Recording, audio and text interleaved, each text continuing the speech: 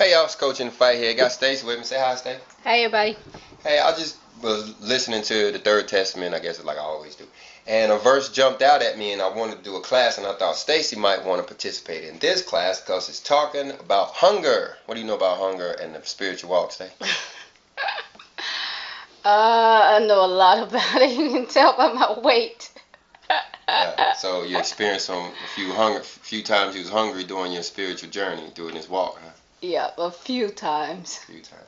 And then we do a search one time in Deuteronomy where it talked about, being hungry and how he uses it to prove you. Yeah, we did, and that's what it says. Well, I know you're busy because we do Sabbath day prep, so I just want to show you this part, what it says here, and then I may go back and look at Deuteronomy in a second. But look right here. It says in verse 29, it says, I have withhold your daily bread to prove that he who has faith is like the birds that do not worry about tomorrow. What do you think about that? Well, you always go back to the scripture where it says that he provides for the birds, and we are so much more important to him than the fowl that that he will provide for us. So. Yeah, and then he's saying here that he says that he withholds your daily bread. Don't that mean that's saying he made you hungry, right? Yeah, it lines up with Deuteronomy. He made you hungry. He even uses the word prove. To prove, but it says to prove that he who has faith is like the birds that do not worry about tomorrow. He says, they behold the dawn appear as a symbol of my presence. Now, we learned that in a different section, how the morning is supposed to play out in our life and how we're supposed to greet the morning and such. But he talks about how the birds are doing so. He said that the birds, they behold the dawn appear as a symbol of my presence, and when they awaken, their first act is to elevate their melodies as an indication of thanks and of proof of their faith. So how does this relate to hunger? Well, I think I'm asking, is it saying that as with the birds, the first thing they do is they wake up singing, giving praise as not as as evidence of their proof belief in the Most High. And yeah, belief, and they're thanking him, and plus they're showing that they are thankful for what he's provided for them, yesterday, and they're not worried about what he's going to provide for them today. So they just wake up and do their due honor towards him and let him worry about their daily bread, and they get it. Well, that's the same with us. We live in this transition period where we're trying to make the transition from Babylon to a holy lifestyle. So we're tempted to go to the store and buy stuff, but if we can somehow rely on him, he will provide us with the food that we need. Yeah. Yeah, I understand that. I do understand that that part about he withholds it. Is it saying that he withholds this from us to see if we are faithful or not? Well, to prove your faith, let me go off script for a second. But it's like one of those things where you're expecting fully to, when you come and pick up the Bible and do what it says, you expect for everything to go great.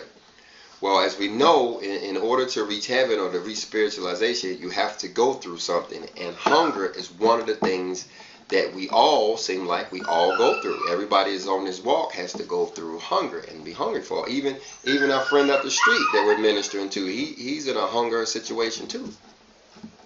Yeah, and I never would have thought hunger was so powerful, but it's probably one of the most powerful things other than losing a child or something that you could probably go through. What? What, losing a child? You've been real hungry, ain't you? I've been real hungry. Yeah.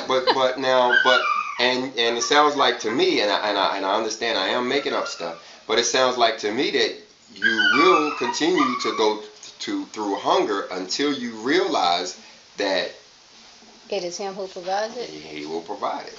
He will provide it. What does Matthew, Mark, Luke, and John say? What is, seek ye first the kingdom of heaven and all of his righteousness, and all of these things shall be added unto you? Yes. Give us this day our daily bread. It always bothered me, or not bother me, that's the wrong word, but I always think about what it says, give us this day daily bread. So are we just asking for one day at a time? Yeah, I mean, yeah, it's what the birds do. The birds aren't storing up stuff. I mean, the squirrels are, but he talks about the birds and how they're not really storing up anything.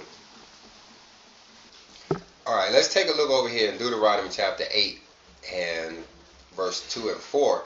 He says, "And thou shalt remember all the way which the Lord thy God led thee these 40 years in the wilderness, to humble thee, and to prove thee, and to know what was in thine heart, whether thou wouldest keep his commandments or no.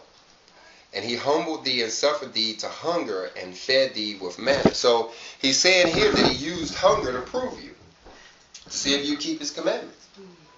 So how many people out there, as soon as they got hungry, they dropped his commandments and ran?